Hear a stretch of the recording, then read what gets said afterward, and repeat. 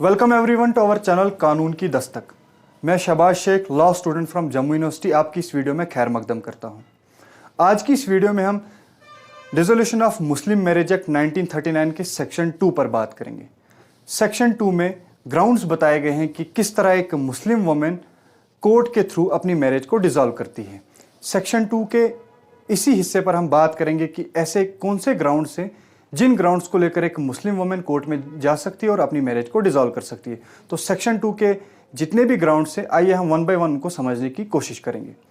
Section 2 का sub clause 1 पहला ground जिसको लेकर एक मुस्लिम वुमेन कोर्ट में जा सकती है और अपनी मैरिज को डिसॉल्व करती है। तो सेक्शन 2 का सब क्लॉज 1 ये बताता है कि मिसिंग ऑफ हस्बैंड। अगर एक मुस्लिम वुमेन का हस्बैंड 4 साल से ज़्यादा टाइम तक मिसिंग है या उसके वेयर अबाउट्स उसको पता नहीं है, तो इस ग्राउंड को लेकर एक मुस्लिम वुमेन कोर्ट में जा सकती है और अपनी मैरिज को डिसॉल्व कर सकती है। तो ये पहला ग्राउंड था। तो दूसरा ग्राउंड सेक्शन 2 के सब क्लॉज 2 में बताया है कि failure of the husband to provide maintenance to her wife. एक मुस्लिम वुमेन जो है वो इस ग्राउंड को लेकर कोर्ट में जा सकती है और अपनी मैरिज को डिसॉल्व कर सकती है अगर उसका हस्बैंड 2 साल के टाइम से ज़्यादा तक उसको मेंटेन नहीं कर पा रहा है। मेंटेनेंस की जो बेसिक नीड्स हैं, यानी रोटी, कपड़ा, मकान, जिसको हम इन जनरल बोलते हैं, कि अगर एक हस्बैंड अपनी वाइफ को मेंटेन नहीं कर पा रहा है, तो इस टाइम को 2 साल से ज़्यादा टाइम हो गया है, तो एक मुस्लिम वुमेन कोर्ट में जा सकती है और इस ग्राउंड के बेसिस पर अपनी मैरिज को डिसॉल्व कर सकती है। सेक्शन 2 का सब क्लॉज 3 ये बताता है imprisonment of the husband.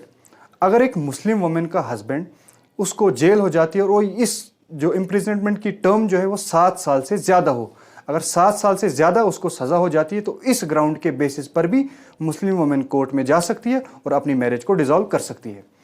Section 2 का सब क्लॉज 4 ये बताता है कि failure to perform marital obligations, कि एक मुस्लिम हस्बैंड जो है अगर वो फेल हो जाता है कि अपनी मैरिटल ऑब्लिगेशंस परफॉर्म करने में और टाइम को 3 साल से ज़्यादा होता है, तो ये ग्राउंड भी एक मुस्लिम वुमेन कंसिडर कर सकती है, कोर्ट में जा सकती है और अपनी मैरिज को डिसॉल्व कर सकती है।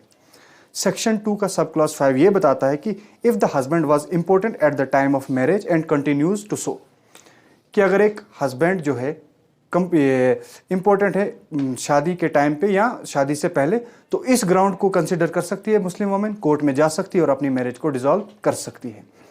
सेक्शन 2 का सब क्लॉज 6 ये बताता है if the husband has been insane for 2 years और is suffering from any mental disease.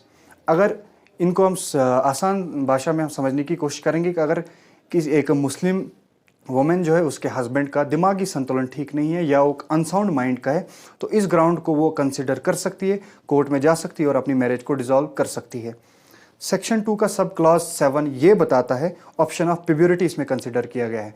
Option of प्यूबरिटी means, अगर इन जनरल अगर हम बात करें तो प्यूबरिटी को आमतौर पर लोग यही समझते हैं कि जो माइनर हो, जो 18 साल से नीचे हो, लेकिन इसका एक्चुअल मीनिंग ये नहीं है।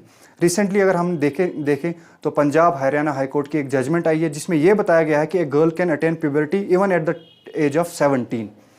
मतलब ये बताया गया है कि एज ऑप्शन ऑफ प्यूबरिटी भी एक मुस्लिम वुमेन कंसिडर कर सकती है कि वो अपनी मैरिज को डिसॉल्व करे और इस ऑप्शन को लेकर वो कोर्ट में जा सकती है और अपनी मैरिज को डिसॉल्व कर सकती है। सबसे इंपॉर्टेंट ग्राउंड सेक्शन 2 के सब क्लॉज 8 में बताया गया है, जो कि क्रुअल्टी है।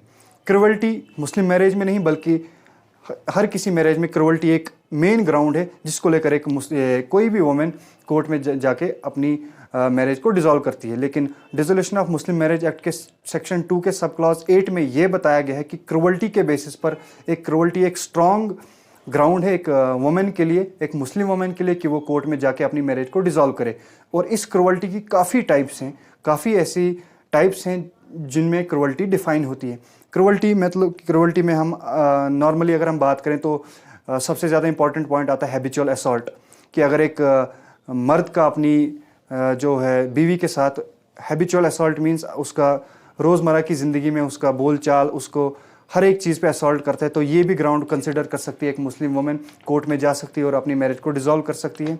या अगर हम बात करें तो एसोसिएशन विद बैड वुमेन, या हम इसको समझने की कोशिश करें तो एडल्ट्री, कि अगर एक मुस्लिम मैन का किसी और औरत के साथ नाजायज़ संबंध है, तो इस ग्राउंड को भी एक मुस्लिम वुमेन कंसिडर कर सकती है, तो अपनी मैरिज को डिसॉल्व कर सकती है।